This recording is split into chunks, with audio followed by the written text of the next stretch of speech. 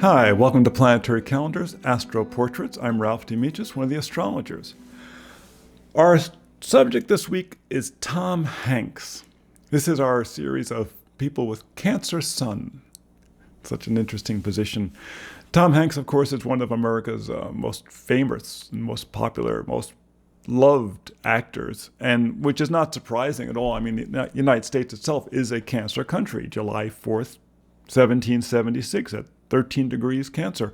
Tom Hanks is born on July 9th, 1956, 11:17 a.m. I love when we have the times. At 17 degrees Cancer. He also has Mercury in Cancer at 5 degrees. He has Venus in Gemini, retrograde, which is funny because we just recently did a portrait of Dan Brown, the author of the Da Vinci Code, and he also had Venus in Gemini retrograde. He has the moon in Leo. Now, that's really kind of perfect for an actor, an emotional nature that loves attention. And he has the moon in Leo conjunct Uranus. So it makes him emotionally very exciting. Very, very exciting. He has Virgo rising, which is one of the reasons why he kind of comes across as the everyman. The quintessential guy, the quintessential person. Actors with strong Virgo are found a lot in the movies because they take instructions well. They can work, they can do the very precise things that directors want. So you find that a lot. And he has Jupiter in Virgo conjunct the Royal Star Regulus. And that's his rising planet. It's in the spot which is typically called the Gogolon spot. It's an area in the chart that has a lot of leverage, has a lot of power, and he's got Jupiter there. And so when he arrives upon the scene, he brings with it a sense of such good-hearted, generous nature that people just feel it. He even though he's a Cancerian, he can be a little crab on the outside. His essential physical presence has this wonderful sense of enthusiasm and optimism and just heartfelt energy from that Jupiter conjunct Regulus. Now, it's funny, he also has Pluto there at 26 degrees Leo. And one of the things that's interesting about Tom Hanks is, for all this great sense, he also suffers from diabetes. And so there's a hidden quality in there. That's one of the things that happens with Pluto close to the rising or near a planet, is it gives a hidden quality. He also, interestingly, has it's an astronomical point called Selena, very close to the rising. And they say that people who are that close to the rising tend to be just the nicest people to deal with. Just the nicest people to deal with. We don't work with a lot in our forecast. It's just interesting that he has it right there, and he's known as a tremendously nice person. What's interesting is so much of the concentration in this chart is towards 10th, 11th, 12th houses. Okay? And you see that in a lot of people in movies. A lot of it's focused on the imagination. But on the other side of the chart, he has Mars in Pisces. There's not that many things in which Mars in Pisces is a great position. The reason is Mars does best when it's, aggressive and strong. And Pisces is intuitive and loving and mystical. It's a great position for a massage therapist or a healer, because when they touch the person, they'll feel the person's pain. Well, it shows in his personality this tremendous intuition when working with other people, because it's in the 7th house, the house of partnership. It's especially powerful because there's an exact trine between the Sun and Mars, 17 degrees Cancer to 17 degrees Pisces. An exact trine between the two. There's a natural physical connection to that. He has a tremendous natural coordination that it comes right from his core energy to his physical body, which you see when you watch him perform. His physicality is very, very powerful, and yet very intuitive. So I suspect when he's working with people, he just is a tremendous person to work with because he really feels with that person out. Cancer is a feeling sign. It's very much like Pisces, Scorpio is the third water sign, but it's feeling in a very different way. It's kind of a penetrating feeling. It kind of digs in deep. The other two are, Cancer is about nurturing. Pisces is about empathy.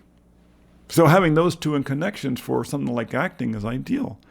Many actors have strong 12th houses because it's about imagination. And so having the moon and Uranus and Pluto in the 12th house shows he has this very good imagination. It's very important to realize that when, actors arrive on a set, especially so much of his stuff is movies, they're being hired not just for their appearance, they're being hired for their ability to imagine the role.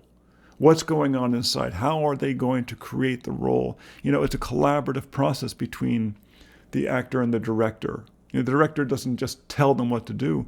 The actor is going to create the role, and then the director is going to help them guide the role in the correct position so it works in that movie, in that, that scene. And he's just very good at that. He's such a natural cooperator with that Mars in the 7th house. He loves working as part of a team, as seen in the Sun and Mercury in the 11th house. That's the area of cooperation with your group, with your community. He can work very successfully within his imagination, as seen by that Moon and Uranus and Pluto in the 12th house. And he brings a great natural presence to his roles, which is that Jupiter at Regulus in the Gogolon spot, rising in his chart. It's one of the reasons why people keep hiring him. They like him. They like working with him. They like having him around. They like his physical presence. One of the features about actors that's very interesting is the Nodal Axis. Many of them have the Nodal Axis conjunct the rising and the setting. The reason is the Nodal Axis relates you to your reincarnational experiences and through the South Node, and your soul nourishment through the North Node. Where are you going? What's your karma? What's your dharma?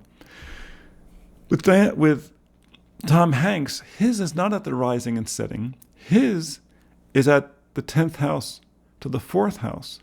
Now, the 4th house is a very powerful house for a Cancerian. It's the area of the home. So his career has to do with him recognizing the places where he has been responsible, where has he been part of a family, where has he fulfilled responsibility. It's fascinating that he has the South Node in the 10th house, close to the midheaven, along with Venus in Gemini. Gemini is the young person. Gemini is also the soldier, the pawn, you might say. He has played so many captains and military officers and pilots and ship captains and all these roles of responsibility where he was wearing a uniform. And that's the thing about Gemini. Mercury, the winged cap, it's in uniform. And that's part of his success. He is so good at fulfilling those roles because in reincarnational experiences, he did lots of that. This is a very easy thing for him to do. What's funny is what he probably loves doing is like situation comedies, which is actually where he started off. North Node in Sagittarius in the 4th house, situation comedies, which is where he started out in TV. And he probably doesn't get much opportunity to do them because he's so good at the other stuff. And that's really the nature of the North and South Node. So that's just a little quick portrait of Tom Hanks, part of our Sun in Cancer series. I hope you found it interesting. I've loved his movies, like many people. And make sure you come back and see us on Tuesdays for our astro portraits, and come see us on Fridays for our forecasts. You can find those at Planetary Calendar Astrology on YouTube, and you can also find those at planetarycalendar.com, along with our books and, of course, the Planetary Calendar. Until next time, be well.